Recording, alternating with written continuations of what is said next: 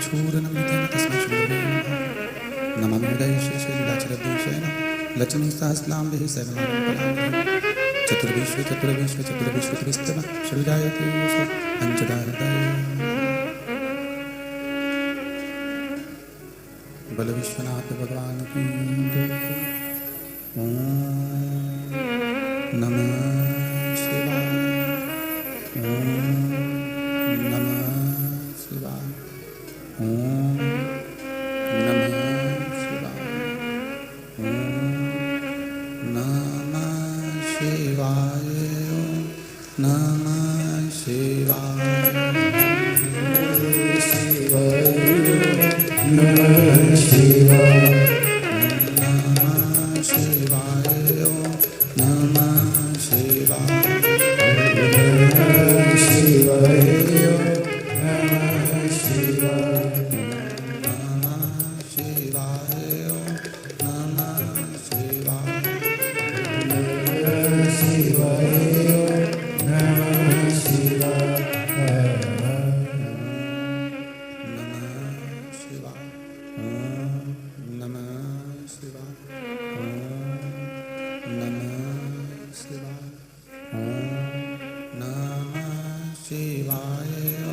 शिवाय। नमः शिवाय। नमः शिवाय। नमः शिवाय। नमः शिवाय। नमः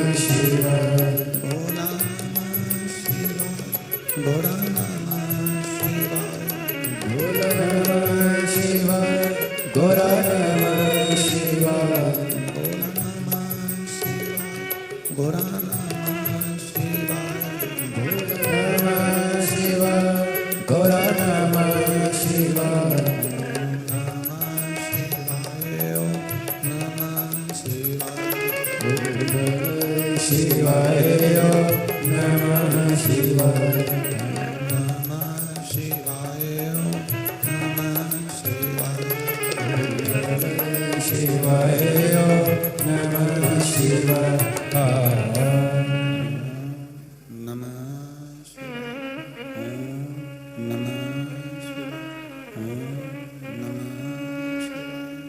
विश्वनाथ भगवान की जय। कुबेरेश्वर महादेव की जय।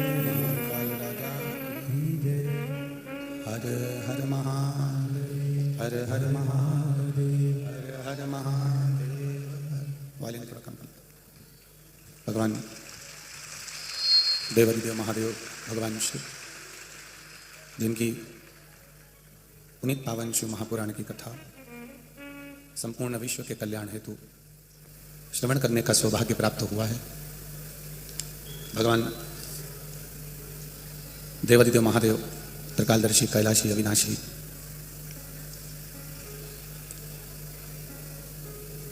इस संपूर्ण ब्रह्मांड का कल्याण करने वाले हैं, जो संपूर्ण विश्व के उद्धार के लिए नित्य नूतन लीलाएं करते रहते हैं।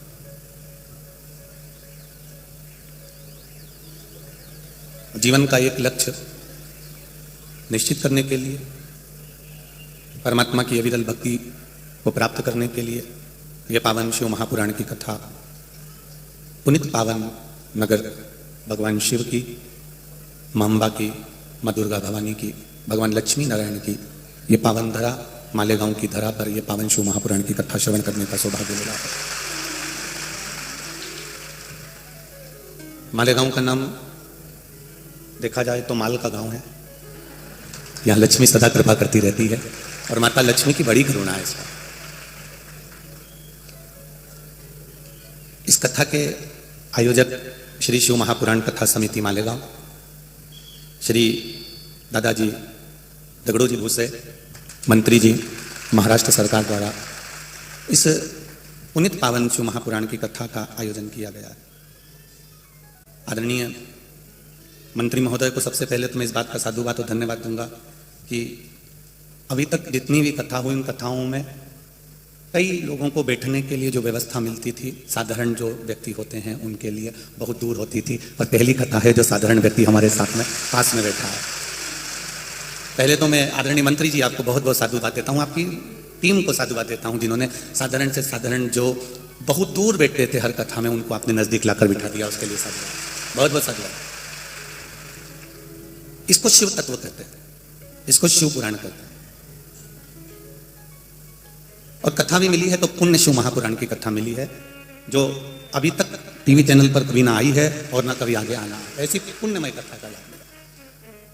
वैसे तो महाराष्ट्र की भूमि, संपूर्ण महाराष्ट्र की भूमि मराठवाड़ाओं की भूमि है और वीरों की भूमि है।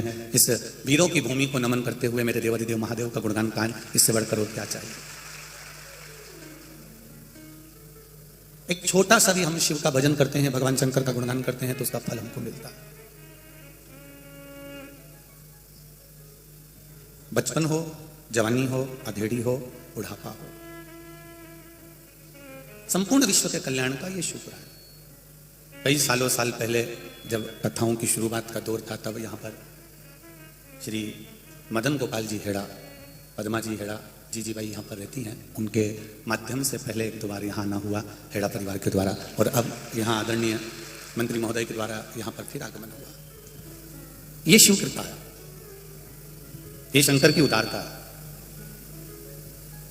तेरी कृपा बिना न हिले एक भी अणु, लेते श्वास तेरी कृपा से तनु तनु।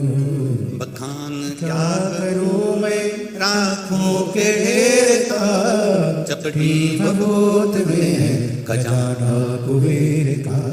शंकर भगवान पर यदि हम एक लोटा जल चढ़ा रहे हैं, एक बेलपत्री चढ़ा रहे हैं, शिव जी को यदि हम एक चावल का दाना भी चढ़ा रहे हैं, तो ये निश्चित है उसका पुण्य, उसका फल हमको मिलता जरूर। वो कभी घट नहीं सकता, वो कभी समाप्त नहीं हो सकता, वो मिलेगा जरूर। बस हमारे भाव कितने सुंदर हैं ये परमात्मा देखता है, शरीर कितना सुंदर है ये संसार देखता है। परमात्मा कभी तुम्हारा शरीर नहीं देखेगा, परमात्मा केवल तुम्हारा भाव देखेगा। निर्मल मन सो मोहि पावा, मोहि छल छिद्र कपट ना भावा।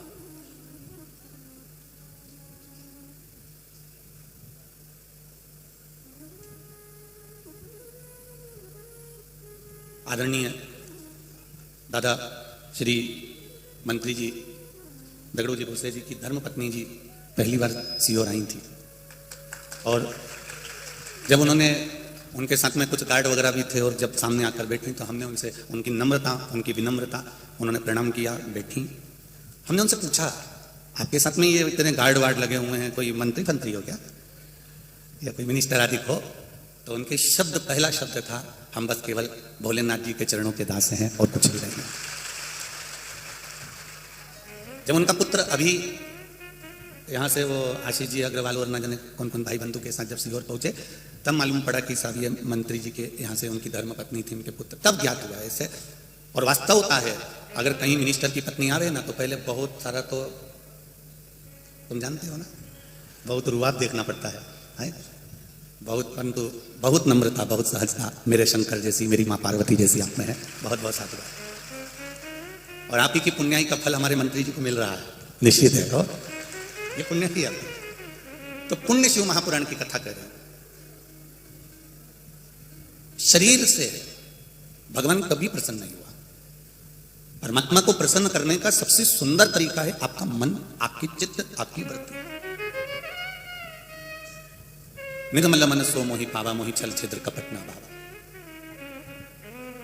कितनी दूर दूर से आप कथा सुनने के लिए आए हो, ना जाने कहां कहां के गांवों से कथा सुनने के लिए आए हो, और किसी मालेगांव की एक साधारण सी भूमि पर कथा सुनने नहीं आए हो।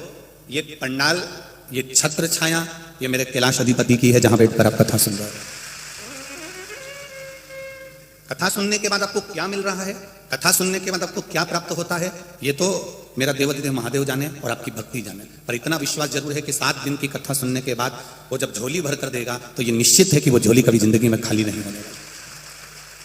बस विश्वास रखकर कथा को सुनो, हृदय रखकर कथा को सुनो। सोना, चांदी, हीरा, मोती और बहुत सारा पर्स में रुपया लेकर कथा में मत आओ।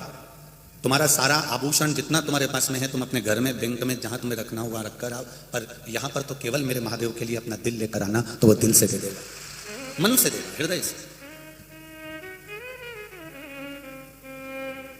पुण्य की कमाई किसको कहते हैं?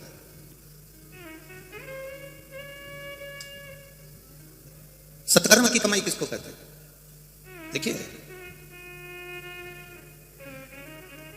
पुण्य की जो कमाई होती है वो कहीं ना कहीं हमें अच्छा फल प्रदान करती है।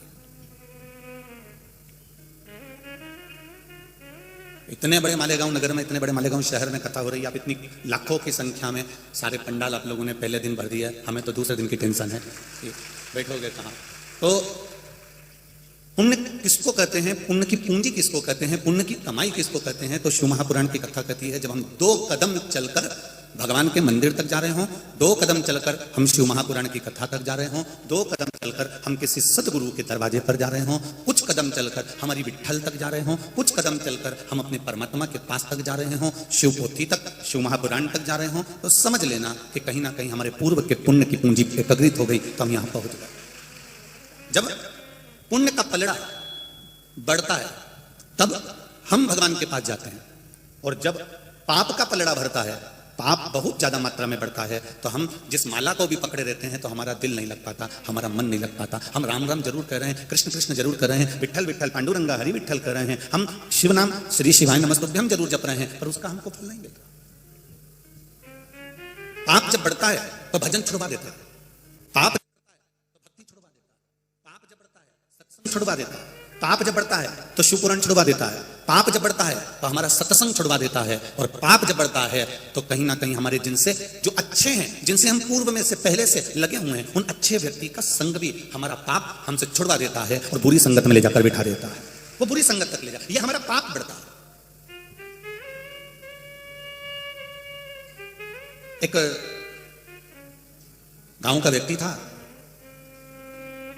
उस गांव के व्यक्ति के पास में पैसा थोड़ा ज्यादा आ रहा था, कमाई अच्छी हो रही थी, तो उसने सोचा कि मैं करूं क्या। उसने कहा एक काम करता हूं, जब धन अधिक आ रहा है तो पत्नी ने कहा एक काम करो, बाजार में से थोड़ी कोड़ियां खरीद लो। कोड़ियां जानते हैं, हाथ में बांधते हैं, कोई लोग ऐसे ऐसे पकड़ के खेलते हैं, वो कोड़ियां। थोड़ी सी कोड़ियां ले आइए, पति जाता, जितना रुपया बचता उसकी कोड़ी खरीद लेता। अब कोड़ी इकट्ठी कर करके रखने लगा, ढेर कोड़ियों का ढेर लग गया, पूरा घर, पूरा गोडाउन कोड़ियों से भरा गया। अब जब पूरा घर, पूरा गोडाउन कोड़ियों से भरा गया, कोड़ी कोड़ी इकट्ठी हो गई, ढेर कोड़ियां इकट्ठी हो गई। एक दिन नगर का राजा बीमार पड़ गया, और नगर का राजा बीमार पड़ा तो उसको देखने के लिए जो वेद आए, डॉक्टर आए, उन्होंने कहा इसको एक बीमारी हो गई है, वो बीमारी ठीक करने के लिए कोड़ी लाना पड़ेगी, और उन कोड़ियों को जलाना पड़ेगा, जलाकर उसकी राख तैयार करना पड़ेगा। जब कोड़ियों की राख तैयार होगी, वो राख इसके शरीर पर अगर मलेंगे तो इसका शरीर ठीक हो जाएगा। अब नगर में देखा तो कोड़ी नहीं थी, महल में देखा तो कोड़ी नहीं थी, राजनगर में घर में देखा तो कोड़ी नहीं थी, ढूंढ ढूंढ के कोड़ियों को थक गए, कोड़ी नहीं मिली। पूरा मार्केट भी देखा गया, पूरा नगर का एक एक बाजार देखा गया, पर कोड़ी नहीं मिली। तब किसी ने कहा, एक गांव का व्यक्ति सुबह सुबह आता है, सारी कोड़ियां खरीद के ले जाता है, कोड़ियां उसके यहां मिल सकती है। वो गया उनके पास में, जाकर राजा के जितने सेवक थे उन्होंने हाथ जोड़कर कहा कि तुम्हारे पास में कोड़ियां हैं? उसने कहा है, पर मेरे पैसे से खरीदी हुई है, मेरी पूंजी से खरीदी हुई, मेरे धन की कोड़ियां हैं, मेरे पास में कहीं फ्री की कोड़ियां नहीं, चोरी की कोड़ियां नहीं। कोड़ियां हैं? हाँ, लाओ जरा कोड़ियां। तो उसने कहा मैं अपनी कोड़ी नहीं दे सकता, तुम्हें देना पड़ेगा, राजा बीमार पड़ा है। उसको डराया, धमकाया, तब उसने एक थाली में कोड़ियां भरकर लेकर आया, उनसे कहा लो तुम्हारा झोला पकड़ो, बैग पकड़ो, बारदान पकड़ो। उन्होंने बारदान पकड़ा, इसने कोड़ियां पर हाथ फेरा, उनके झोले में दिया, फिर भर के लाया, फिर कोड़ियों पर हाथ फेरा, फिर उनके झोले में, उनके बैग में, उनके बारदान में दिया। बार बार यही कर रहा था। तब गुस्सा आ गया राजा के दूतों को, और राजा के सेवकों ने कहा एक बार में पूरा बैग उठाकर क्यों नहीं दे देता, एक बार में पूरा बारदान उठाकर क्यों नहीं दे देता, ये बार बार हाथ क्यों फेर रहा है? उसने कहा अरे भाई, मैं इन कोड़ियों में हाथ इसलिए फेर रहा हूं, इन कोड़ियों में मैं वो कोड़ी ढूंढ रहा हूं कि वो एक कोड़ी ऐसी कौन सी आ गई जो मेरी इतनी रखी रखाई कोड़ियों को लेकर जा रही है, उस कोड़ी को ढूंढने का मैं प्रयास कर रहा हूं। एक कोड़ी हमारे घर में ऐसी आ जाती है जो हमारे रखे हुए पूरे धन को ले जाकर नाश कर देती है। एक कोड़ी हमारे घर में ऐसी आ जाती है जो पैसे को, कोड़ी को, पूरे रखी हुई कोड़ी को, पूरे रखे हुए पैसे को डॉक्टर में कहीं कहीं गलत जगह पर, कहीं कहीं ले जाकर, कहीं मदिरा में, कहीं मांसाहार में, कहीं वेश्यावृत्ति में, कहीं जुए में उस कोड़ी को लगा दिया जाता है। एक कोड़ी हमारे घर में ऐसी आती है जो हमारा पूरा घर बर्बाद कर देती है, और एक कोड़ी सत्कर्म की, अच्छी पुण्य की ऐसी आ जाती है जो हमारे मालेगांव में शिव महापुराण की कथा करवा देती है। ये कोड़ी का फल, ये कोड़ी है।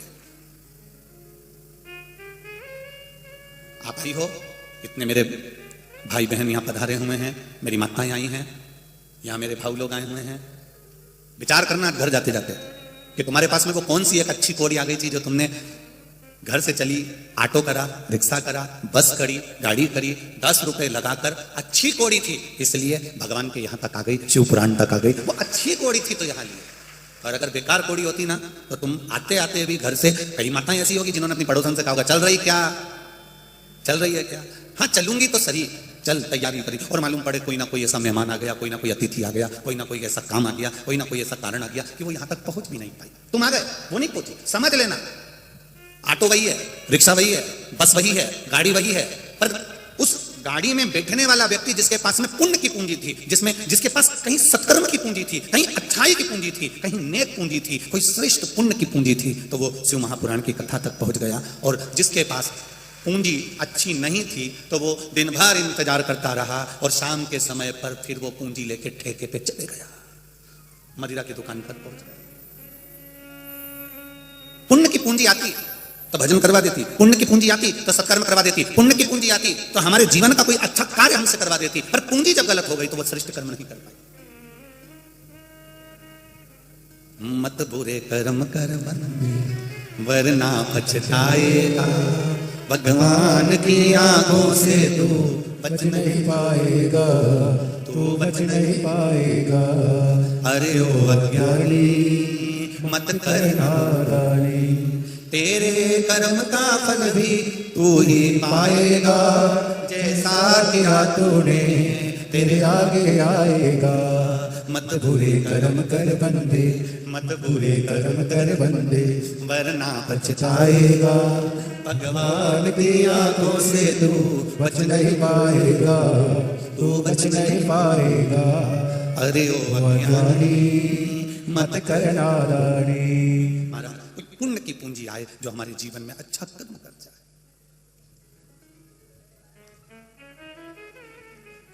शरीर से पुण्य करना और आत्मा से पुण्य करना, इन दोनों में अंतर। शरीर से भला करना और आत्मा से भला करना, इसमें अंतर है।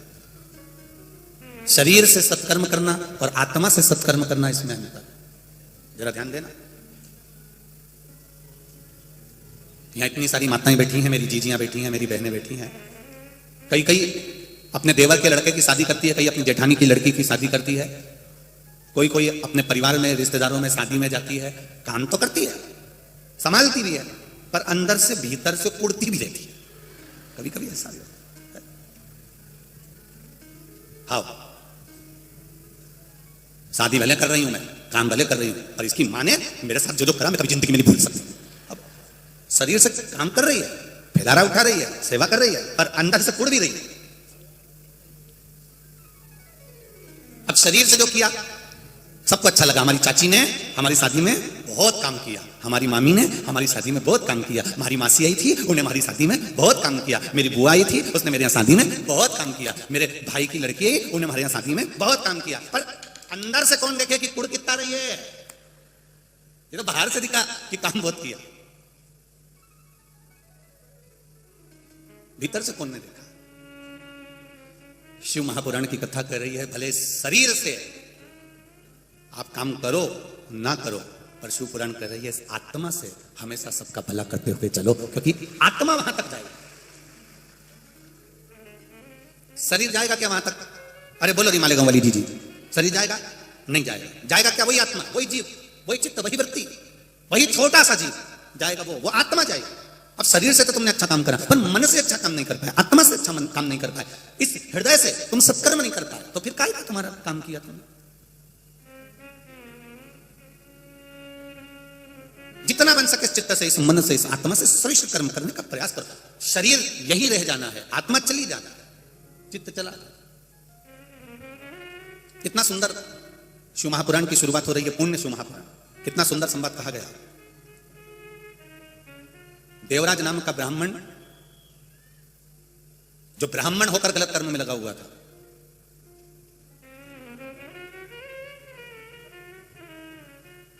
शिव महापुराण की शुरुआत देखिए। देवराज नाम का ब्राह्मण जो ब्राह्मण होकर गलत कर्म में लगा हुआ है, शरीर गलत जगह पर लगा, और इस देवराज नाम के ब्राह्मण की माँ थी, माता, जो रोज मंदिर जाती है, शिव जी को एक लोटा जल चढ़ाती है, हृदय से भगवान शंकर का गुणगान करती है। उसको कोई मतलब नहीं संसार के लोगों से, उसको तो केवल भजन से मतलब है, कोई मतलब।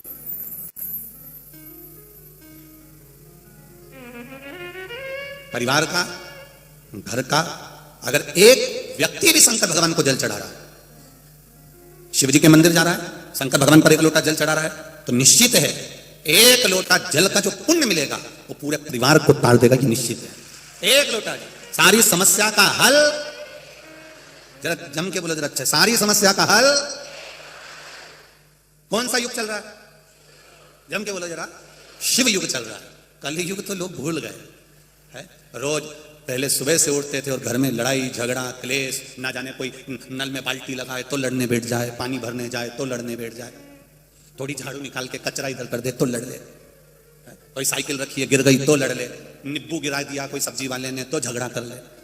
तो कितना झगड़ा होता था। अब जब से शंकर भगवान की कथा सुनना चालू करी है, बोलो रे मालेगांव वाले, ईमानदारी से बोलना, गांव गांव से आए हो, किसी गांव में तुमने झगड़ा करते हुए देखा किसी माताओं को आपस में? नहीं, क्योंकि शिव भक्ति का इतना बल हो गया कि माताएं तो माताएं, पुरुष, युवान बच्चे, छोटे छोटे बच्चे भगवान शंकर की भक्ति में ऐसे डूब गए कि एक लोटा जल लेकर मंदिर में जाते हैं, शिव जी को चढ़ाते हैं। मंदिर अगर पानी लेकर नहीं गए तो झाड़ू लगा देते हैं, सफाई कर देते हैं, पूरा मंदिर क्लीन कर बेलपत्री से फूल से भगवान शंकर का श्रृंगार कर देते हैं। इसको कहते हैं शिवयुग। समाप्त हुआ कलयुग, वो शिवयुग उनके हृदय में समाप्त। और पूरे संसार को सुधारने के लिए सबसे मूल है, हम सुधरेंगे युग सुधरेगा। हम अपने आप को संवार रहे हैं, हम अपने आप को सुधार रहे हैं। और जिस दिन हम सुधर गए उस दिन पूरा परिवार, घर, मोहल्ला, कॉलोनी, कुटुंब और हमारा नगर, हमारा क्षेत्र अपने आप सुधर जाएगा। एक व्यक्ति के सुधरने से सुधर जाएगा। हम सुधारें, अपने आप को सुधारें। पर हम थोड़ा उल्टे चलते हैं। सास बहू को सुधारना चाहती है पर खुद नहीं सुधरना चाहती। बहू सास से आस लगा के बैठी है कि मेरी मम्मी के पास खूब है, मेरी सास के पास खूब है, उनके पास में एक से बढ़कर एक साड़ी, उनके पास में एक से बढ़कर एक रकम। बहू सास से आस लगा के बैठी है, मेरी सास के पास खूब है, सास मुझे देगी। पर मेरा बहुओं से निवेदन है, तुमने कभी सास को कुछ दिया? जब तुमने कुछ नहीं दिया तो फिर आस काय को लगा के बैठी है कि वो देगी? अगर तुम मायके जाती और मायके से अपने पति के कपड़े लेके आई, अपने बच्चों के कपड़े लेके आई, अपनी छोरी का कपड़ा लेके आई, अपने कमरे को सजाने का सामान लेके आई, गई थी बैग भर के सामान लेके आई। जब यहां से गई थी तो एक बैग था, आई तो 4 बैग लगे। और जब इतना सामान तू अपने घर के लिए लेकर आई तो एक सामान अपनी सास के लिए लेकर आती, और सास के लिए लेकर आती तो सास भी तो कहती कि मेरी बहू जब जब जाती है तो मेरे लिए कुछ लाती है, तो वो भी तुझे कुछ दे देती। पर हमने केवल लेना जाना है, देना जाना कहां। और आस लगा के बैठी है, दिवाली पे मेरी सास से मैं कहूंगी मेरे को हार दे दो, दिवाली पे मेरी सास से कहूंगी मुझे पाटली दिला दो। सास भी सोच के बैठी है, आ तो जरा, आ तू एक बार आ जा बस। कभी एक शब्द मुंह से नहीं बोले, मीठा नहीं बोले, कभी प्रेम के वाक्य नहीं बोले, प्रेम के शब्द नहीं बोले, और क्या चेन दे दो, अंगूठी दे दो, हार दे दो। तो वो भी इंतजार कर रही, तू बोल बस। तूने एक शब्द बोला और उन्हें फिर नीचे से लेकर ऊपर तक उखाड़ दिया। फिर कहने वाली ने तुरंत कह दिया, किसी के पिताजी रख के नहीं गए थे। उसने फिर बोलना चालू करा। तो क्यों, किस लिए, हमने क्या दिया है, हमने क्या प्रदान किया, हम क्या दे रहे हैं, हम क्या प्रदान कर रहे हैं? हम लेने की आशा रख रहे हैं पर देने की आशा। शिव पुराण कहती है, हम भगवान शंकर को एक लोटा जल जब घर से ले जाते हैं पानी भरकर, शंकर भगवान को जब चढ़ाते हैं, वो जल का पात्र, वो लोटा खाली नहीं आता। तुमने जो शंकर भगवान के चरणारविंद का जो चरणामृत लिया है, जल लिया है, चरणोदक लिया है, वो उस लोटे में, उस कलश में डाल लिया, उसको लेकर आ रही हो। वो कलश खाली नहीं है, वो ना जाने कितने कुबेर के खजाने से भरा हुआ कलश है, वो खाली नहीं, उसको भरा हुआ। मैंने तेरे ही भरोसे, ओ बाबा तेरे ही भरोसे, हवा विच उड़ती जावागे, बाबा डोर हतो छड़ी में खड़ी जावागे। भोले मैं तेरी भजन, शंभू मैं तेरी भजन, हवा विच उड़ती जावागे, बाबा डोर हतो छड़ी में खड़ी जावागे। भगवान की भक्ति का भाव।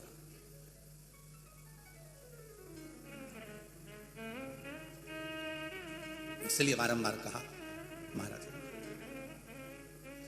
हरे विठ्ठल विठ्ठल विठ्ठला हरि ओम विठ्ठला विठ्ठल विठ्ठल विठ्ठला हरि ओम विठ्ठला ओ विठ्ठल विठ्ठल विठ्ठला हरि ओम विठ्ठला विठ्ठल विठ्ठल विठ्ठला हरि ओम विठ्ठला ओ पंढरपुर में आवेला हरि ओम विठ्ठला पंढरपुर में आवेला हरि ओम विठ्ठला अरे पंढरपुर में आवेला हरि ओम विठ्ठला पंढरपुर में आवेला हरि ओम विठ्ठला ओ तुकाराम जी गावेला हरि ओम विठ्ठला तुकाराम जी गावेला हरि ओम विठ्ठला अरे तुकाराम जी गावेला हरि ओम विठ्ठला तुकाराम जी गावेला हरि ओम विठ्ठला विठ्ठल विठ्ठल विठ्ठला हरि ओम विठ्ठला विठ्ठल विठ्ठल विठ्ठला हरि ओम विठ्ठला ओ विठ्ठल विठ्ठल विठ्ठला हरि ओम विठ्ठला विठ्ठल विठ्ठल विठ्ठला हरि ओम विठ्ठला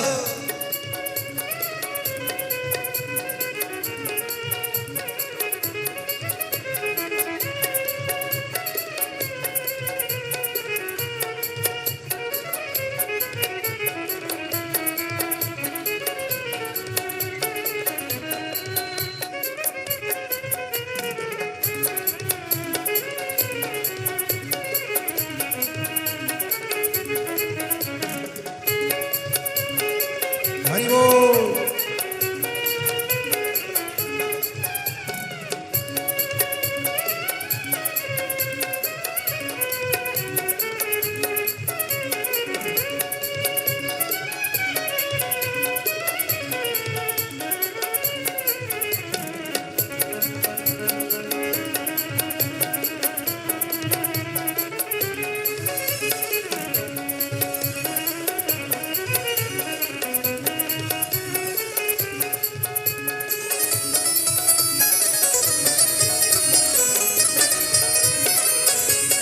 जय हो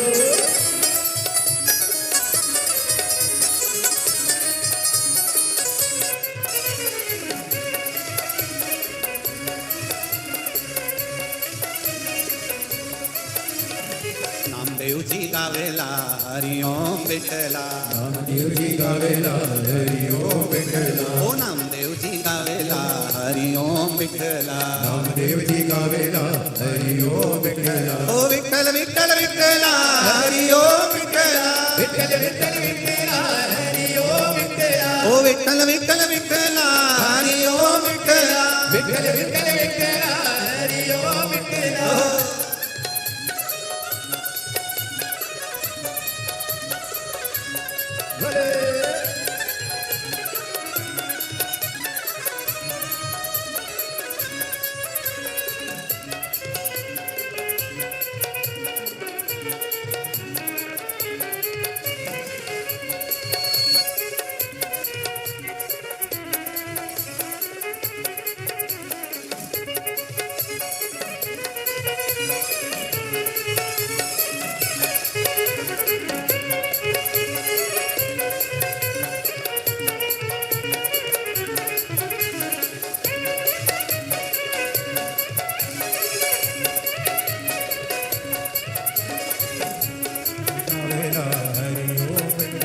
तुकाराम जी गावेला हरि ओम विठ्ठला ओ तुकाराम जी गावेला हरि ओम विठ्ठला तुकाराम जी गावेला हरि ओम विठ्ठला ओ विठ्ठल विठ्ठल विठ्ठला हरि ओम विठ्ठला विठ्ठल विठ्ठल विठ्ठला हरि ओम विठ्ठला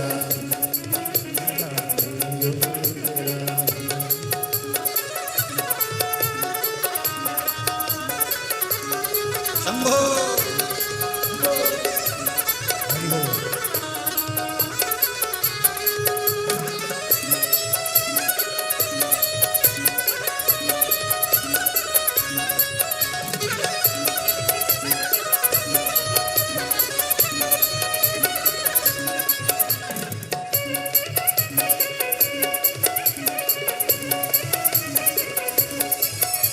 ओ मालेगांव में आवेला हरि ओम विठ्ठला मालेगांव में आवेला हरि ओम विठ्ठला अरे मालेगांव में आवेला हरि ओम विठ्ठला मालेगांव में आवेला हरि ओम विठ्ठला अरे विठ्ठल विठ्ठल विठ्ठला हरि ओम विठ्ठला विठ्ठल विठ्ठल विठ्ठला हरि ओम विठ्ठला ओ विठ्ठल विठ्ठल विठ्ठला हरि ओम विठ्ठला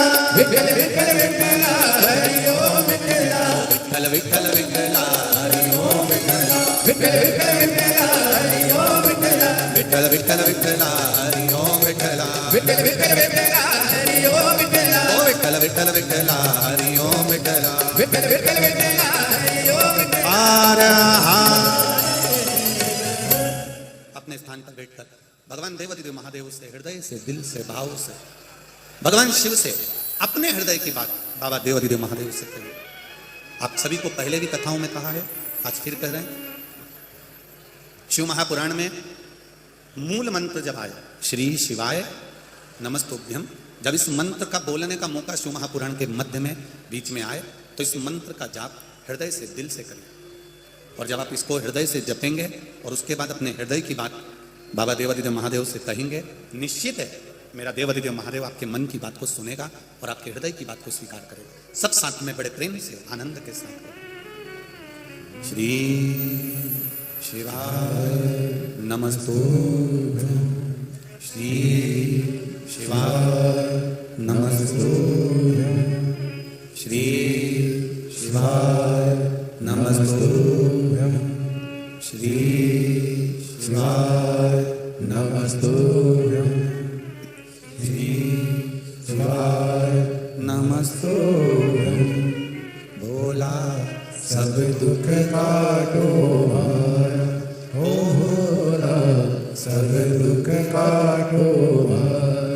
शिव शंकर जप तेरी माला, भोले बाबा जप तेरी माला, भोला सब दुख काटो हमारा, ओ भोला सब दुख काटो हमारा। शिव कथा कर रहे हैं, पहले थोड़ा कम कर, भगवान शिव की कथा कर रहे हैं, शिव की उदारता कर रहे हैं। देवराज नाम का ब्राह्मण कर्म से वंचित रहे। ये मनुष्य का जो शरीर मिला है, इस शरीर को परमात्मा ने जो दिया है, ये पूर्व के कर्म के अनुसार मिला। देखो, अच्छा शरीर दिया तो पूर्व का कोई अच्छा कर्म होगा हमारा, तो भगवान ने हमको अच्छा शरीर दिया। शरीर में अगर कोई कष्ट है, शरीर में अगर कोई रोग है, शरीर में अगर कोई बीमारी है, तो समझो पूर्व का कोई कर्म ऐसा हो गया होगा जिसके कारण बस हमारे शरीर में कुछ कष्ट आ गया। पर भगवान के भजन से, भगवान की भक्ति से, शिव भक्ति से उस पूर्व के किए गए कर्म को हम थोड़ा थोड़ा काट सकते हैं। जैसे एक पत्र आया, देखिए,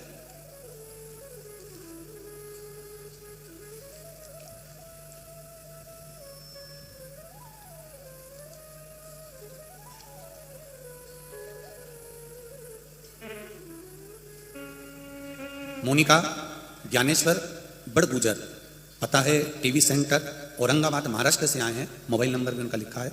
कहीं बैठे हो तो हाथ हिलाइएगा, दोनों हाथ इस तरह से हिला देना। कहीं बैठे हो, अच्छा इधर है, ठीक है, दोनों हाथ हिला दो। एक बार दिख गए हो बेटा, दिख गए हो, हाँ ऐसे हिला दो। श्री शिवाय नमस्तुभ्यं, एक बार फिर से हाथ हिला दो, ठीक है। Monika Dnyaneshwar Badgujar, TV centre Aurangabad Maharashtra. पूज्य गुरुदेव, मेरे पिताजी को लॉकडाउन जून के महीने में 2020 को मुंह में कैंसर हो गया था, जिसका फोटो मैं लगा रही हूं। कैंसर हो गया था 27/6/2020 को औरंगाबाद में अस्पताल में जांच की, तब रिपोर्ट में कैंसर बताया गया।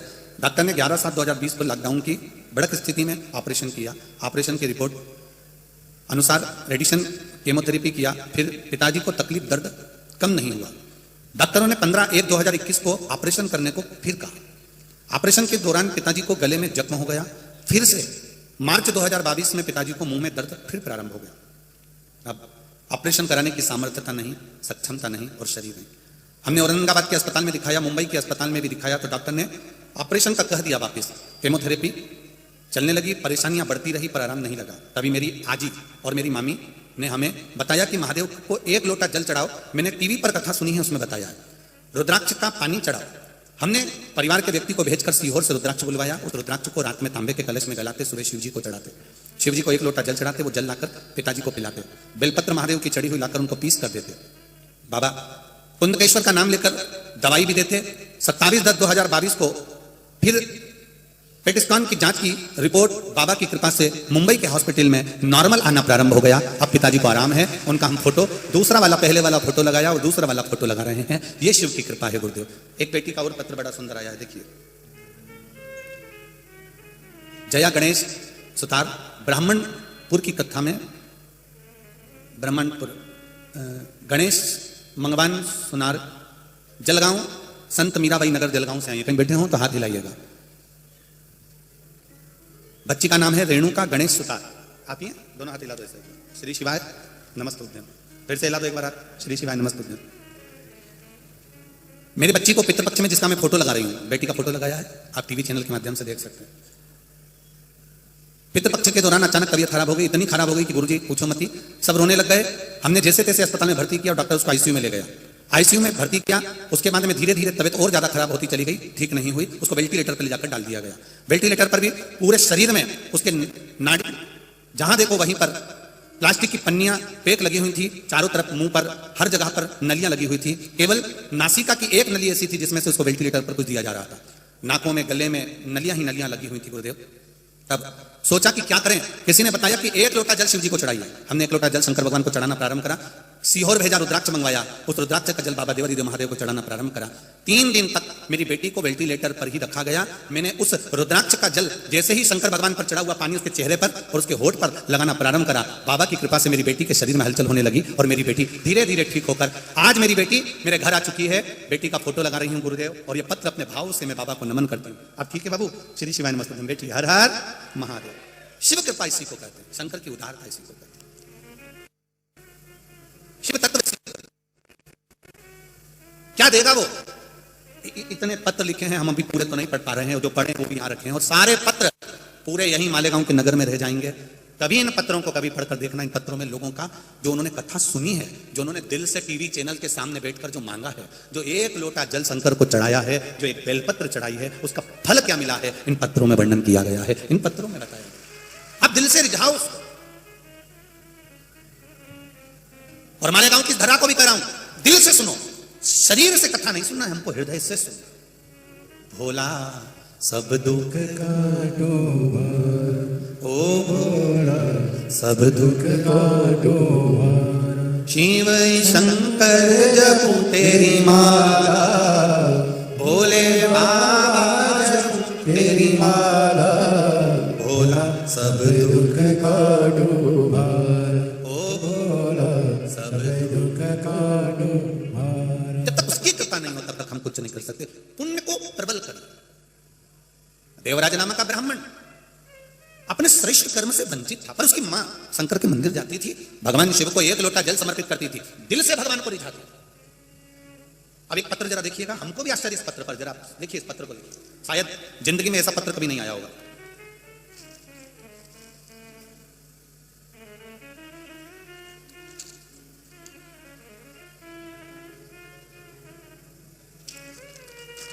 अब देखिए शंकर जी की परीक्षा देखिए जरा, इस पत्र के माध्यम से भोलेनाथ की परीक्षा देखिए। मेरा नाम मधुकर वामन पाटिल, उम्र है 70 साल। कहीं बैठे हो आप ही हैं? हाँ, हाथ हिला दीजिए एक बार। श्री शिवाय नमस्तुभ्यम। हाँ, दोनों हाथ हिलाओ एक बार। श्री शिवाय नमस्तुभ्यम। फिर से एक बार हाथ हिला दीजिए। हाँ, दोनों हाथ बड़े भाव से, आनंद से। आपके चेहरे का प्रसन्नता बता रहा है कि बाबा ने बहुत कुछ दे दिया। 70 वर्ष की आयु में भी आकर दे दिया। एक बार दोनों हाथ हिलाकर हर हर महादेव।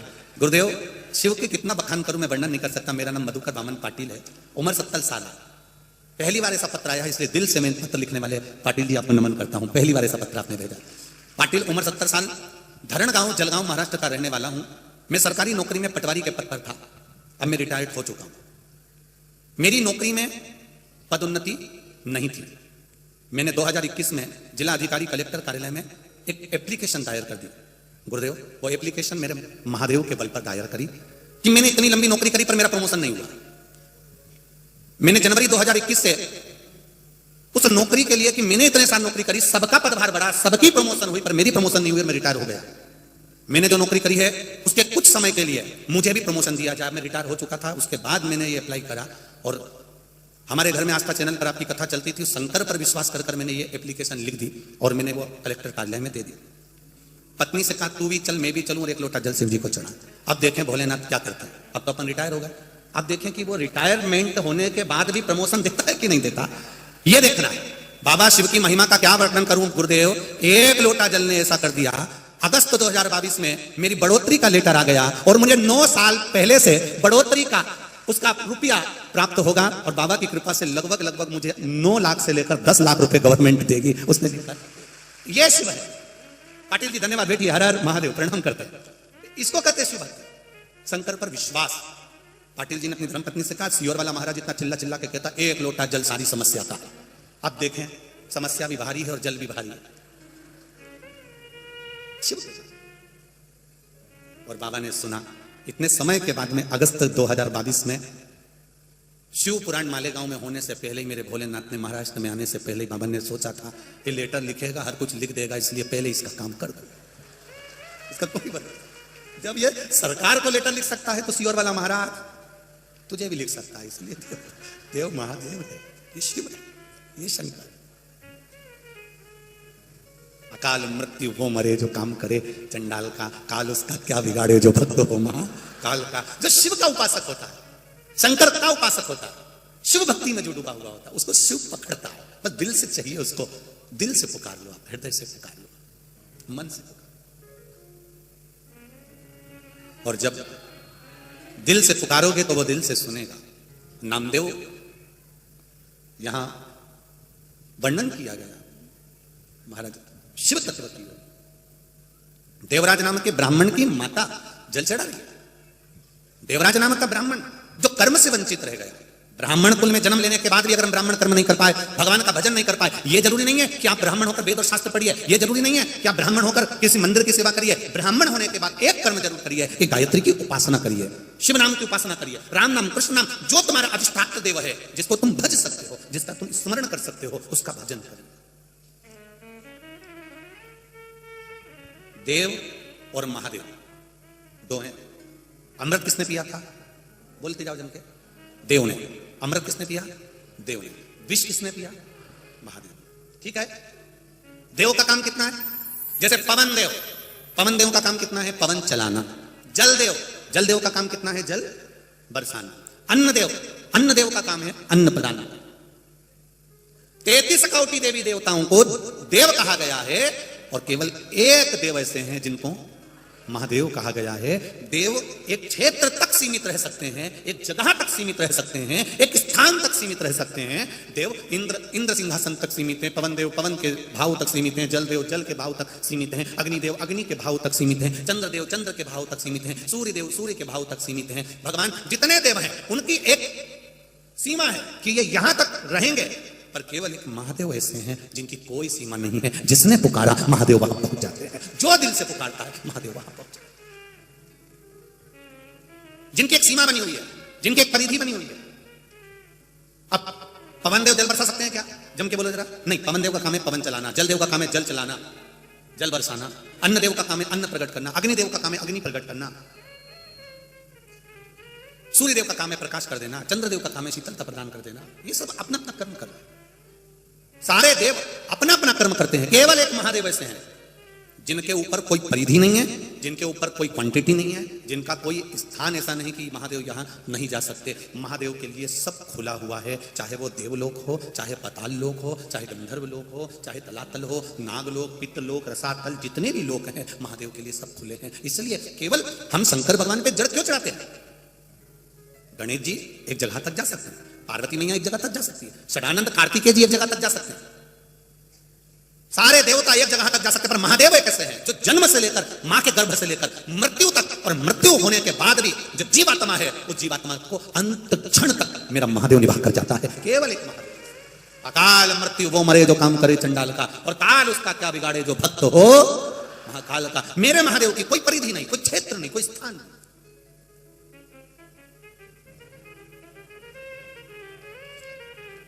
जैसे एक मंत्री होते हैं, मिनिस्टर होते हैं, साहब ये हेल्थ मिनिस्टर हैं, हेल्थ का कार्य देखेंगे, ये माइंस का काम देखेंगे, ये खजानाती का कार्य देख रहे हैं, ये गृह मंत्री हैं, पूरे गृह का कार्य देखेंगे, साहब ये इस चीज का कार्य देखेंगे। ऐसे हमारे देवता हैं, ये काम देखेंगे, ये अग्नि का काम अग्निदेव, जल का काम जलदेव, पवन का काम पवन देव, इंद्रदेव, ये सब ये कार्य देखेंगे। पर इनके ऊपर भी एक होता है जो सब कुछ देखता रहता है, वो मेरा देवाधिदेव महादेव है। उसको ये नहीं है कि कौन ने पुकारा कौन ने नहीं पुकारा, उसको तो केवल देखना है कि मेरे हैं। इसने जिंदगी में एक लोटा जल शंकर भगवान को चढ़ाया है, ये एक बार चलकर मेरे दरवाजे तक गई है। शिव महापुराण की कथा जो मालेगांव में हो रही है, ये अपना घर छोड़कर, कई ऐसे भी होंगे मालेगांव में जो सोच के बैठे हूं बहुत भीड़ है कैसे जाऊं, बहुत भीड़ है कैसे जाऊं, बहुत भीड़ है कैसे जाऊं। तो भगवान भी बोलता है भीड़ का टेंशन मत ले, चीन में मरने की भी भीड़ लगी हुई है। भीड़ का टेंशन मत ले, केवल शिव पुराण के चक्कर में मैंने उसको चीन तक रख रखा है, अभी इंडिया नहीं भेजा है, क्योंकि श्री शिवाय नमस्तुभ्यम लोग इतना जप रहे इतना जप रहे, इतना शंकर जी पे लोटा भर भर के जल चढ़ा रहे कि वायरस भी सोच रहा है जाऊं कि नहीं जाऊं, जाऊं कि नहीं जाऊं। वो वायरस भी सोच रहा है। तो वायरस से पूछा तू इंडिया क्यों नहीं जा रहा, चीन में क्यों पड़ा है कि भाई इंडिया तो चले जाऊं पर वहां एक ही टेंशन है सारी समस्या का, एक लोटा जल। अगर मैं कहीं घुस भी गया तो ये एक लोटा दुनिया के लोग इतना पानी चढ़ाते हैं कि जैसे दिल के अरमा आंसुओं में बह गई, ये मुझे पानी में बहा देते हैं। इसलिए मैं इंडिया नहीं जा रहा हूं, बड़ी टेंशन है। सोच रहा है कई बार वो चीन की बॉर्डर पे खड़े होकर सोचता भी कूद जाऊं, इतने में बॉर्डर पे खड़े हुए लोग भी चिल्लाते हारा हारा, तो वो वापिस चीन नहीं रह जाता, नहीं छोड़ूंगा अब नहीं छोड़ूंगा। फिर हिम्मत करके बॉर्डर पे तैयार होकर खड़ा, कौन कौन, वो वायरस शायद 7F है ऐसे कुछ है। फिर खड़ा हुआ, उसने फिर विचार करा, इतने में फिर इन्होंने चिल्लाना, फिर वापिस नहीं कूद गया।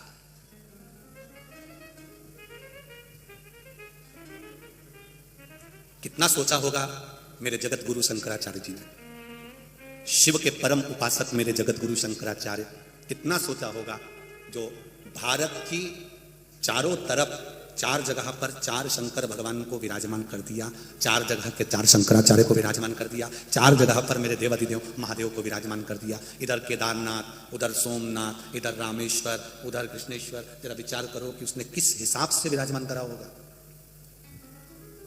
4 फुट पर 4 जगह पर 4 महादेव ऐसे विराजमान कर दिए मेरे जगत गुरु शंकराचार्य ने कि मेरे चारों तरफ भारत की भूमि को मेरे भोलेनाथ बैठे हुए हैं घेर कर, मेरे शिव बैठे, महामृत्युंजय बैठे।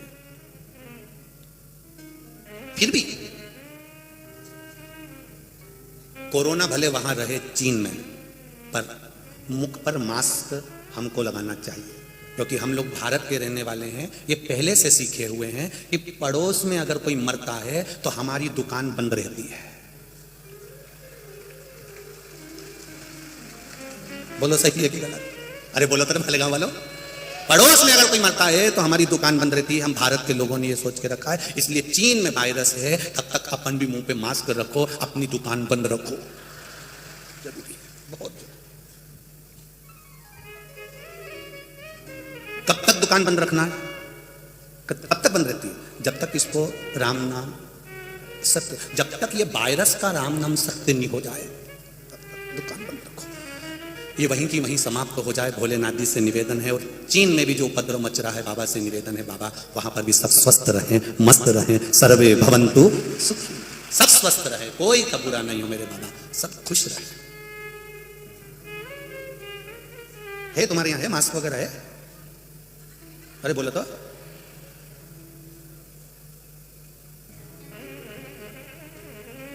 प्रयास करना कल से, तुम मास्क लगाया ना, पड़ोसन अगर नहीं लगा के आए तो अपने घर में जो पुरानी साड़ी माड़ी पड़ी को फाड़ लाना, एक एक चिंदी सबको दे देना कि बात।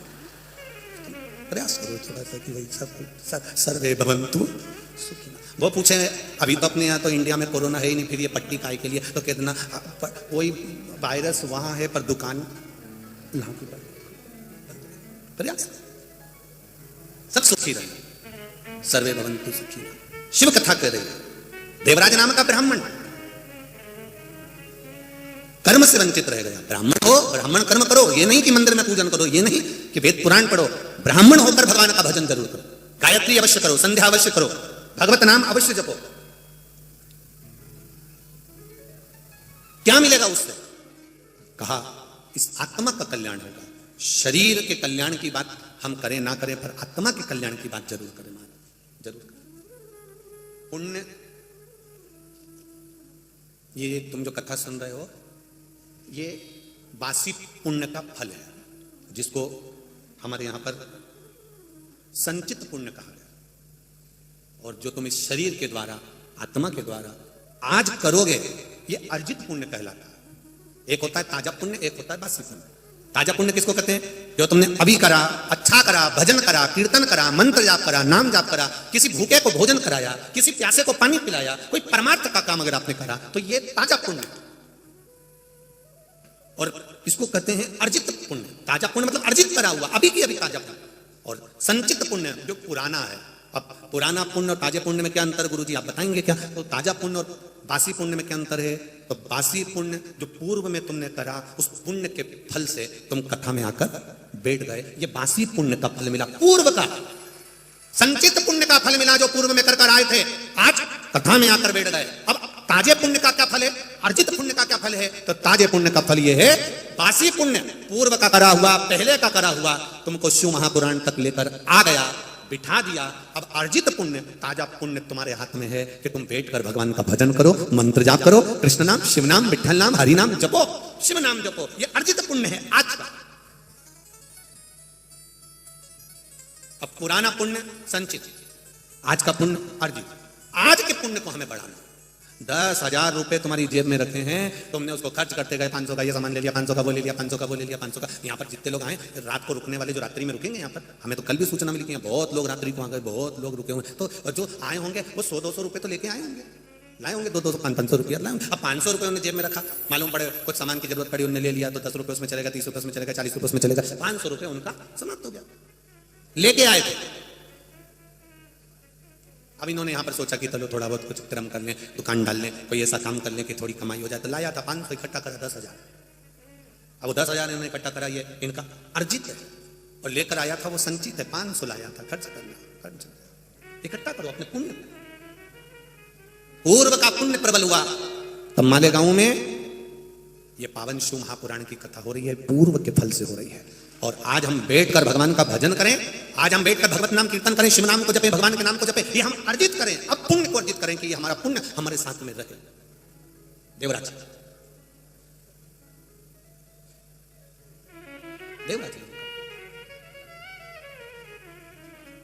शरीर में तपन हुई, शिव मंदिर में चला गया, शंकर भगवान के मंदिर में जाकर बैठा।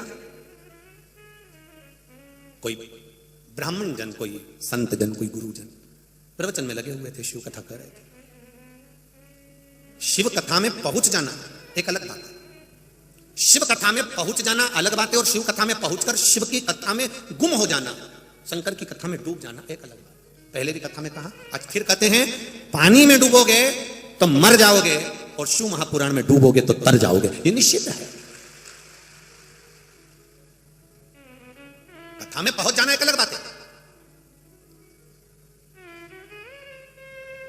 पहुंच गए।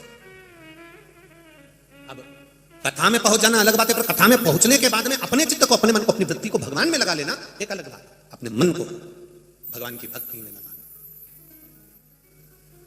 खाली न जाता कोई दर से तुम्हारे, खाली न जाता कोई दर से तुम्हारे, मैं भी खड़ा हूं नन्हे बाहें पसारे, मैं भी खड़ा हूं नन्हे बाहें पसारे। अपने हृदय से लगा लो, लगा लो, गिरा जा रहा हूं, उठा लो, उठा लो, भोले अपने डर से अब तो न डालो, गिरा जा रहा हूं, उठा लो, उठा लो, गिरा जा रहा हूं, उठा लो, उठा लो। महाराज, कुछ पूर्व का पुण्य था, इसलिए देवराज मंदिर तक पहुंच गया। पूर्व का पुण्य था। और जितने लोग यहां बैठे हैं, आज घर जाते जाते अपना अंदाजा लगा कर जाना कि मैंने पूर्व में कौन सा पुण्य करा था, भगवान जाने मैंने कौन सा अच्छा काम करा था, जो आज मालेगांव में मैं कथा सुनने चली गई।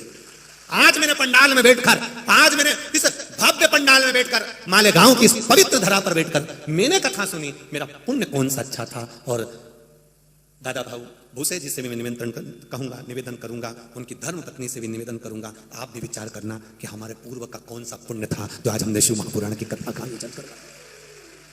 पूर्व का पुण्य, अर्जित पुण्य, संचित पुण्य, पूर्व का संचित पुण्य हमारा प्रबल हुआ तो हम यहाँ इस रिक्शे में बैठकर जब घर जाओ, ऑटो में बैठ के घर जाओ, बस में बैठकर घर जाओ, गाड़ी में बैठ के घर जाओ, पति लेने आए, पत्नी, कोई भी घर का व्यक्ति लेने आए तो उसको एक बार तो जरूर कहना कि मैंने कौन सा पूर्व में अच्छा कार्य किया था जो आज मेरे को कथा सुनने को मिल गई। आज मैंने कथा सुनी, आज मेरे पूर्व का मेरा पुण्य आज प्रबल हुआ है। जैसे पुण्य की गुल्लक भराती है, गुल्लक फूटती है, तब कोई अच्छा गिफ्ट आता है, घर के बच्चे गुल्लक फोड़कर गिफ्ट लाते हैं और पुण्य की गुल्लक जब फूटती है तब जाकर शिव महापुराण की कथा श्रवण करने का सौभाग्य मिलता है। पुण्य देवराज का कौन सा पुण्य था जो देवराज शंकर जी के मंदिर पहुंच गया?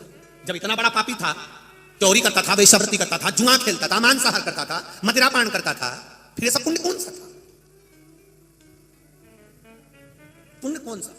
और केवल ये देवराज की कथा नहीं करेगी शिवपुराण की, ये कथा हमारे सम्मुख में एक बहुत सुंदर एक संवाद आता है। एक ऋषि, एक साधु, एक संत अपनी कुटिया में बैठे थे झोपड़े में। एक नव युवक लड़का, युवान बेटा रात्रि के समय पर वो झोपड़े में आ गया। युवान बेटा उस झोपड़े में आया, संत को देखा, साधु को देखा, गुरु जी को देखा तो जुवान बेटे ने, उस जवान नवयुवक लड़के ने हाथ जोड़कर कहा, गुरुदेव, गुरुवर, मैं आपके चरणों में रहना चाहता हूं, क्या आप मुझे स्वीकार करेंगे? मैं आपका शिष्य बनना चाहता हूं, क्या आप मुझे स्वीकार करेंगे? मैं आपके चरणों में रहना चाहता हूं गुरुदेव, क्या आप मुझे स्वीकार करेंगे? गुरु जी ने कहा, क्यों नहीं, जब मेरे परमात्मा ने तुझे इस पृथ्वी पर रखा, उसने स्वीकार कर रखा है, तो मैं तो एक साधारण सा व्यक्ति हूं, मैं तुझे शिष्य स्वीकार करता हूं।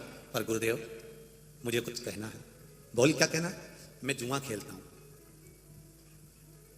मदिरा का नशा करता हूं, मांसाहार करता हूं, व्यभिचारी भी हूं, वेश्यावृत्ति भी करता हूं। गुरुदेव क्या आप मुझे स्वीकार करेंगे? गुरु जी तो ठहाका लगाकर हंसे, खूब हंसे। गुरु जी ने कहा, ठीक है, मैं तुझे स्वीकार करता हूं।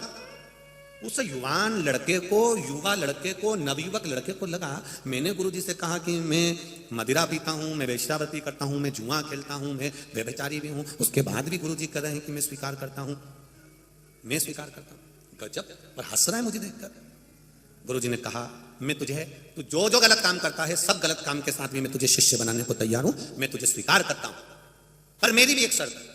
गुरुजी बोले, शर्त यह है, मैंने तुझे स्वीकार करा, तुझे मुझे स्वीकार करना पड़ेगा। उसने कहा, इसका मतलब क्या है? मुझे क्या करना पड़ेगा गुरु मंत्र लेने के बाद? मैं आपका शिष्य बन जाऊं तब मुझे क्या करना पड़ेगा? आपने मुझे स्वीकार करा, पर मैं आपको स्वीकार कैसे कर सकता हूं? तो गुरुजी ने कहा, बस जो भी गलत काम करता है मेरे सामने कभी मत करना, मेरी उपस्थिति में कभी ना करना।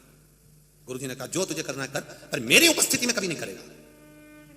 उसने मन में सोचा, बताओ गुरुजी के सामने कौन दारू पिएगा, गुरुजी के सामने कौन मदिरा करेगा, गुरुजी के सामने कौन वेश्यावृत्ति करेगा, गुरुजी के सामने कौन जुआ खेलेगा, गुरुजी के सामने कौन गलत काम करेगा? ठीक है गुरुजी, आपने मुझे स्वीकार करा, मैं आपको स्वीकार करता।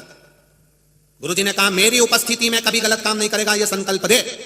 संकल्प दिया, आपकी उपस्थिति में कभी गलत काम नहीं करूंगा, जा। चले।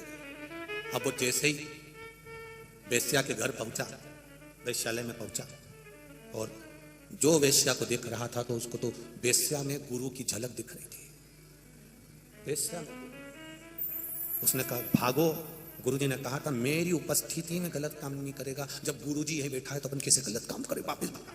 फिर गया मदिरा की दुकान पर, जो जाम उठाया, मदिरा का पात्र उठाया। इतने में जो मदिरा देने आया था उसकी आंखों में ऐसा लग रहा है जैसे मुझे गुरुजी देख रहे हैं, वहां से ही चला गया। जुआ खेलने बैठा, सामने वाला व्यक्ति बैठा था, उसमें गुरु की झलक दिख रही थी। 20 दिन हो गए, ना तो उसने पिया ना कुछ किया। गुरुजी उसके यहां पहुंच गए। गुरुजी ने जाकर उसको देखकर हंसकर पूछा, क्या हाल चाल है रे तेरे, कैसा है? खूब हंसे गुरुजी, कैसा है रे? और गुरुजी के शब्द बड़े विचित्र होते हैं। गुरुजी बहुत आनंद के साथ अपने जो भक्त होते हैं ना, अपने जो शिष्य होते हैं ना, उनसे बड़ी खुली बात करता है गुरु, बड़ी खुलकर बात करेगा। कैसा है रे? तेरा पीना खाना, वेश्या के घर जाना चालू है? इतने में चेला बोला, माथा ठोक के क्या खाक जाऊं?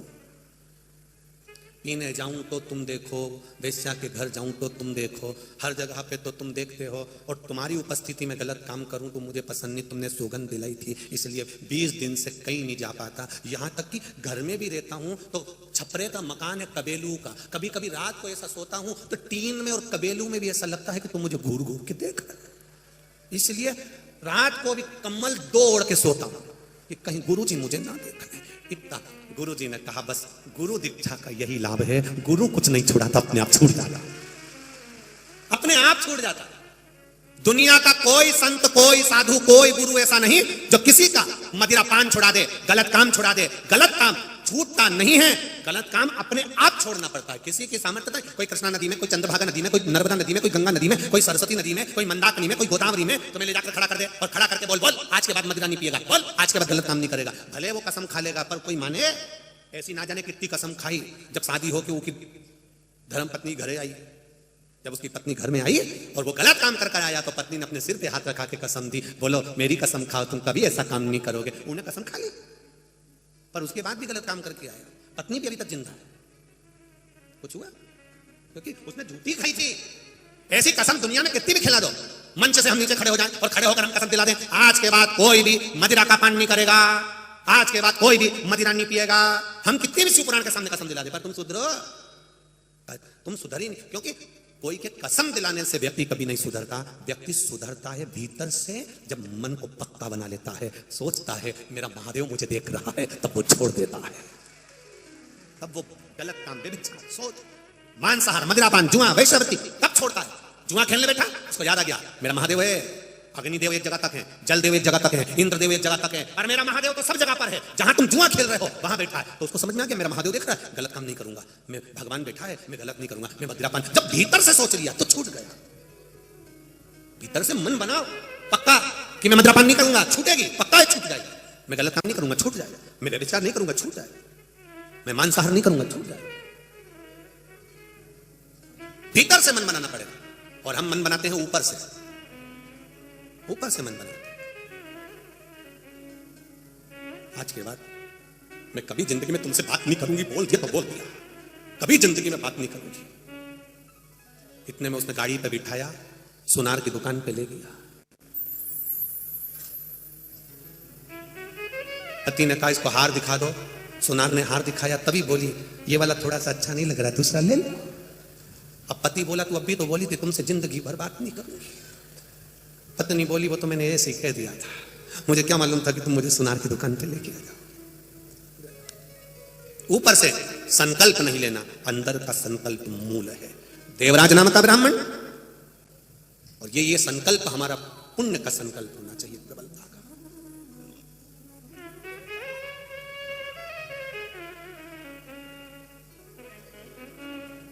ये भीतर का। भक्ति करेगा तो बड़ा ही कर पाएगा, भक्ति से आत्मा का मेल धुल जाएगा। भक्ति का कोई तू यत्न कर ले, रोज थोड़ा थोड़ा शिव का भजन कर ले, रोज थोड़ा थोड़ा शिव का भजन कर ले। ओ मुक्ति का कोई तू जतन कर ले, मुक्ति का कोई जतन कर ले, रोज थोड़ा थोड़ा शिव का भजन कर ले, रोज थोड़ा थोड़ा शिव का भजन कर ले।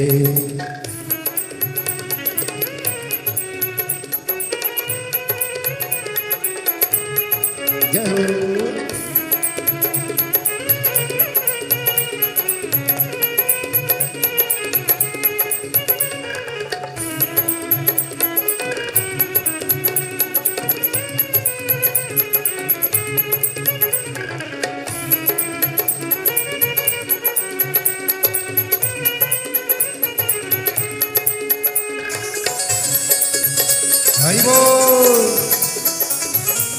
हे भोले।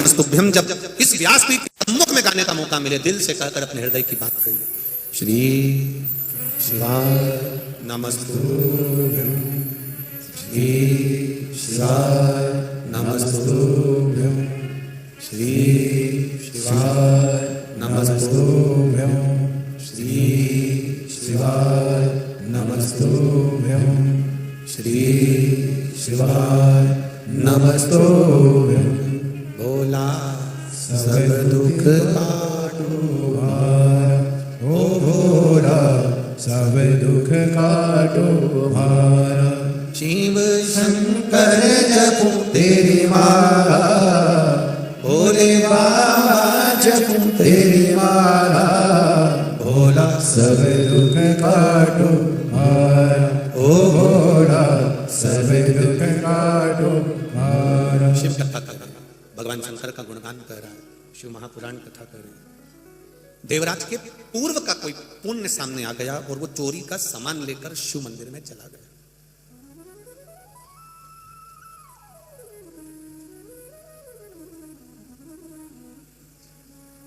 चोरी करने वाला चोरी करता है, किसी के घर में जाकर सामान चुराता है, वो अलग बात। पर चोरी करने वाला जब किसी सत्संग में, भजन में, पुराण में जाकर अगर चोरी करता है तो वो अपनी एक पीढ़ी को नहीं, ना जाने कितनी पीढ़ियों को नरक में ले जाकर पटक देता है, ना जाने कितनी पीढ़ियों को कैद में ले जाकर छोड़ देता है।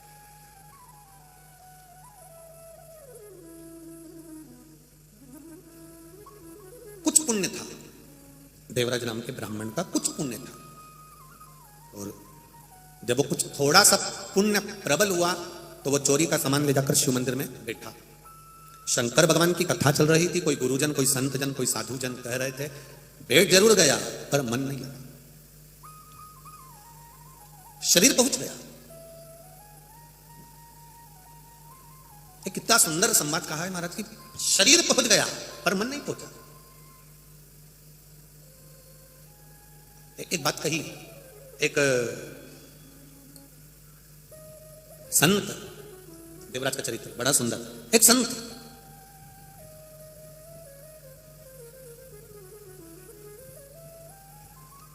अपनी कुटिया में बैठे हैं, अपने नगर में, अपने गांव में, अपने कस्बे में बैठे हैं, और उसी कस्बे में, उसी गांव में, उसी नगर में एक वेश्या आकर रहने लगी। बड़ी सुंदर थी, उसके चेहरे पर बहुत चमक थी, बड़ी सुंदर। संत रहते, भजन करते, गुरु रहते, भजन करते, और वेश्या रहती तो वो अपना वेश्यालय सजाती। उस वेश्या का एक नियम बड़ा प्रबल था। वो वेश्या प्रतिदिन जब वेश्यालय पर जाती थी तो उससे पहले वो भगवान के सामने 2 मिनट बैठ जाती थी। एक घी का दिया लगाती, कुछ थोड़ी सी धूपबत्ती अगरबत्ती लगा देती और भगवान के सामने बैठ जाती और भगवान से प्रार्थना करती। रोज प्रतिदिन उसका नियम था।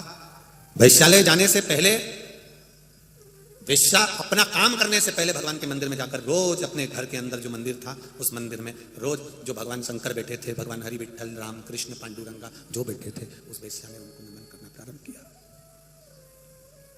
प्रतिदिन प्रणाम करती है, नमन करती है, प्रतिदिन विनती करती है। 5 मिनट भगवान की आराधना कर कर फिर वो वेश्यालय में जाती है। एक दिन संत से नहीं रहा गया। साधु से, संत से, जो अपने गांव में, कस्बे में रहता था, नगर में रहता था, वो वैश्या को बुलवाया और वैश्या को बुलवाकर उसने कहा, तुम वैश्या हो, मना नहीं है, पर आपसे एक विनती करना चाहता हूं। संत बोले, साधु बोले, गुरु बोले, मैं विनती करना चाहता हूं। क्या क्या विनती करना चाहता हूं? क्यों वेश्यावृत्ति करती हो? ये भगवान ने इतना मूल्यवान शरीर दिया है, इस शरीर को क्यों नष्ट करना? भगवान का भजन करो, उनका स्मरण करो। वेश्या ने कहा, गुरुजी भजन तो कर लूं पर भूखी मर जाऊंगी, इस शरीर के चक्कर में तो मुझे भोजन मिल रहा है, भूखी मर जाऊंगी। संत ने कहा, उसने अगर पेट दिया है तो भरेगा भी वही, तुम मेरा कहना मानो और ये वेश्यावृत्ति छोड़ दो, हमारा गांव भी अच्छा हो जाएगा। क्यों इस शरीर को तुम नष्ट कर रही हो? इस शरीर से भजन करो। वेश्या ने कहा, गुरुजी अगर आप कह रहे हो तो मैं इस शरीर से भजन करूंगी। छोड़ दिया उसने। 4 महीने तक वेश्या के पास में जितना धन था, 4 महीने अच्छे से चला। चलने के बाद में वेश्या के पास अब धन खत्म हो गया, रखा हुआ जो धन था वो समाप्त हो गया। वैश्या भूखी रहने लगी, सुबह शाम दोपहर किसी की यहाँ मांगने भी जाए तो कोई ना दे। ये तो वैश्या, दरवाजा बंद कर ले लोग, गेट बंद कर ले। 8 दिन वैश्या को रहते रहते भूखे मरते हो गए। गुरु जी के पास पहुंची, गुरुदेव मेरा पेट नहीं भरा रहा, मैं क्या करूं, भूखी मर रही हूं, 8 दिन हो गए। गुरु जी कहे जिसने पेट दिया है वही भरेगा, तो उसके भरोसे पर रहे। वैश्या ने और 4 दिन निकाले। जब भूखी ज्यादा ही रहने लगी तो बीमार पड़ने लगी। उसने सोचा क्या करूं, मैं तो जो करती हूं वही करूं, और उसने अपना फिर वापस वही धंधा चालू कर दिया, वही वेश्यालय चालू कर दिया। फिर लोग आने लगे, रोज उसका जो नियम था भगवान के भजन का वो करती। 2 साल हो गए, गुरु जी के प्राण छूट गए, वैश्या भी मर गई। गुरु जी मरे, वैश्या मरी, दोनों के प्राण छूट गए। दोनों धर्मराज के पास गए। धर्मराज के पास गए तो धर्मराज ने कहा वैश्या से कि तुम वैकुंठ चली जाओ, और गुरु से कहा तुम नरक चले जाओ, नरक जाओ।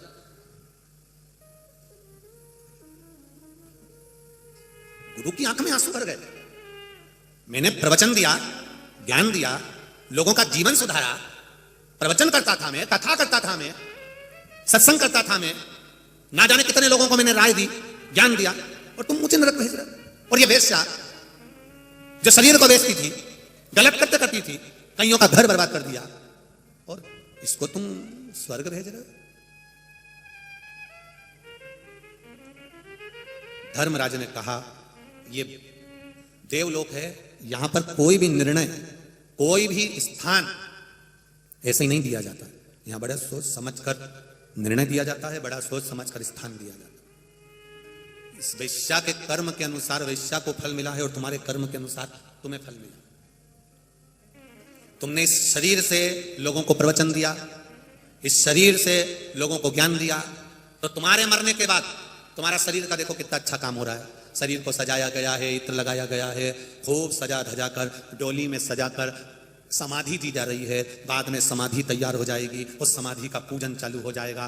तुम्हें जिंदगी भर लोग तुम्हारे शरीर को पूछेंगे, क्योंकि तुमने शरीर से जो कुछ किया वो शरीर से किया। और वेश्या ने शरीर से जो करा, उसका शरीर देखो, कोई छूने को तैयार नहीं है, कोई अंतिम संस्कार करने को तैयार नहीं है। कुत्ते नोच रहे हैं, पक्षी खाएंगे। संत तूने प्रवचन दिया, गुरु तूने शरीर से प्रवचन दिया, शरीर से प्रवचन दिया, तो तुम्हारा शरीर संसार के लोग पूज रहे हैं, इत्र लगा रहे हैं, समाधि बना रहे हैं, पूजन कर रहे हैं। वेश्या ने शरीर का प्रयोग करा, तो वेश्या का शरीर कुत्ते नोच रहे हैं, पक्षी खा रहे हैं, ये शरीर का भाव। पर वेश्या शरीर संसार को देती थी, और मन भोलेनाथ को देती थी, परमात्मा को देती थी।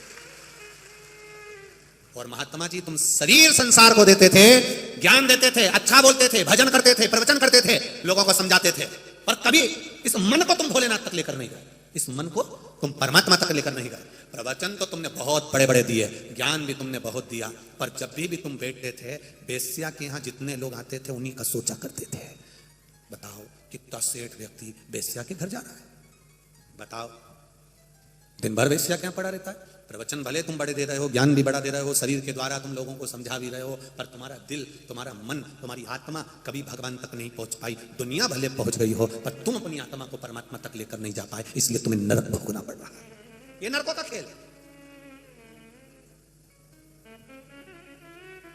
इतना कई लोग हमारे पास भी आकर कहते हैं मैंने कभी किसी का बुरा नहीं करा महाराज, पर भगवान ना जाने मेरे साथ ऐसा क्यों कर रहा है। भगवान क्यों ऐसा कर रहा है, तो कभी अपने ऊपर हृदय पर हाथ रखकर तो देखो।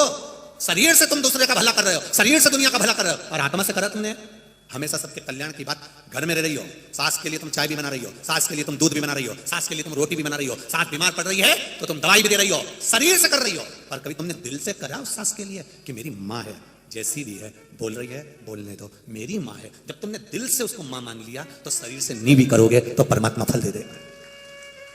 पर मन नहीं जोड़ पाए, आत्मा नहीं जोड़ पाए, मन नहीं जोड़ पाए, तुम आत्मा नहीं जोड़ पाए, चित्त नहीं जोड़ पाए। शरीर को तो तुमने जोड़ना चाहा, पर मन जोड़ना बहुत जरूरी है। वैसा कहां गई, जम के बोलो, वैकुंठ। संत कहां पहुंच गया, क्यों? वो आने वाले वेश्या के घर में आने वाले व्यक्ति को रोज काउंट कर रहा था, गिन रहा था। जितने लोग वेश्या के यहां आते थे, एक पत्थर इकट्ठा करके रख लेता था, फिर इकट्ठा करके रख लेता था। वेश्या ने एक दिन संत से पूछ लिया था मैं जब यहाँ आई थी इस गांव में, इस नगर में, इस कस्बे में, संत के पास में एक भी पत्थर नहीं था। इतना सारा पत्थर का ढेर कैसे लगा लिया? संत कहते हैं ये तेरा पाप है। तेरे घर में इतने लोग गए, जब कोई तेरे घर में जाता था मैं एक पत्थर उठा के अपने पास रख लेता था। वेश्या कहती है वारे गुरुदेव वाह, धन्य है, मैं माला जपती थी एकांत में और तू मेरे ग्राहक जपता था पत्थर रख। 1 2 3 4 5 6 तूने पत्थरों का ढेर लगा लिया, पर इस मन से तू भजन नहीं कर पाया, इस आत्मा से तू परमात्मा को नहीं जोड़ पाया। कभी विचार करिए, कभी मन में एकांत में बैठकर ये विचार करना कि हम आत्मा से परमात्मा का मिलन कर रहे हैं। अभी जब बैतूल में कथा हुई तो हमने एक बात कही थी कि शंकर भगवान को जल चढ़ाओ मना नहीं है, पर जल में छल नहीं होना चाहिए। जल में अगर छल होगा तो भगवान नहीं मिलेगा। जिसके जल में छल नहीं होता उसको बाबा देखो पत्र में कहा, जल में छल नहीं है तो पत्र देखिए कितना सुंदर।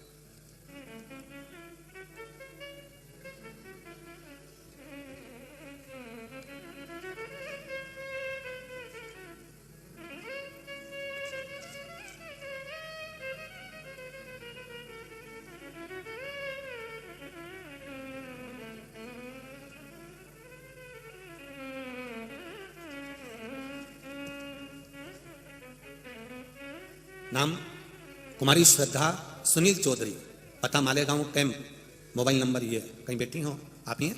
दोनों हाथ हिला दो एक बार। श्री शिवाय नमस्तुभ्यम। फिर से एक बार हिलाइए, श्री शिवाय नमस्तुभ्यम। कुमारी श्रद्धा सुनील चौधरी। गुरुदेव एक बात कहना चाहती हूँ, आज मैं बहुत खुश हूँ गुरुदेव। आज मेरे मालेगांव में भोलेनाथ जी ने स्वयं आकर डमरू बजा दिया और शिव कथा चालू हो गई। बाबा ऐसी कृपा करते हैं कि उनका मैं वर्णन नहीं कर सकती। मैंने मंदिर में जाकर भगवान शिव से प्रार्थना करना, नित्य प्रति शिव की आराधना करना।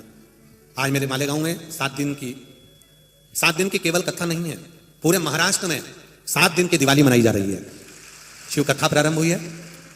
बाबा की कृपा का क्या वर्णन करूं। मेरी मम्मी 1.5 साल से डायलिसिस चालू है गुरुदेव। उनकी बहुत तकलीफ होती थी, एक डायलिसिस भी अच्छे से नहीं हो पाता था। लेकिन जब से हमने शिव जी पर जल चढ़ाना प्रारंभ करा, शिव महापुराण की कथा सुनना चालू करी, तब से भोलेनाथ ने बड़ी कृपा करी। मेरी मम्मी का डायलिसिस कुछ मात्रा में कम हुआ और बाबा की कृपा से मेरी माँ डायलिसिस कराने के बाद पलंग पर पड़ी रहती थी, उठ नहीं पाती थी, कोई काम नहीं कर पाती थी। आज की तारीख में मेरी मम्मी घर का पूरा काम कर लेती हैं और मेरी माँ पूर्ण तरह से धीरे धीरे आराम लग रहा है। श्री शिवाय नमस्तुभ्यम। बैठिए बेटा। श्री शिवाय नमस्तुभ्यम। शिव तत्व, एक जल का लोटा लेकर शिव मंदिर जा रहे हो, 4 लोगों को अगर दिखाकर चढ़ा रहे हो या अहंकार के साथ आप जल चढ़ा रहे हो तो उसकी बात दूसरी है, पर जो निष्कपट भाव से बिना अहम के, बिना अहंकार के जल चढ़ाता है उसका लाभ क्या है। एक पत्र और देखिए, पहले फोटो देखिए जो वेंटिलेटर पर पड़ा है उस व्यक्ति का, जो वेंटिलेटर पर पड़ा है उसका पहले चित्र देखिए, उसकी हालत। पत्र है धूलिया जिला सिरपुर गांव की रहने वाली हूं महाराज। सो शोभाबाई रमेश पाटिल, कहीं बैठी हो तो हाथ हिलाइए।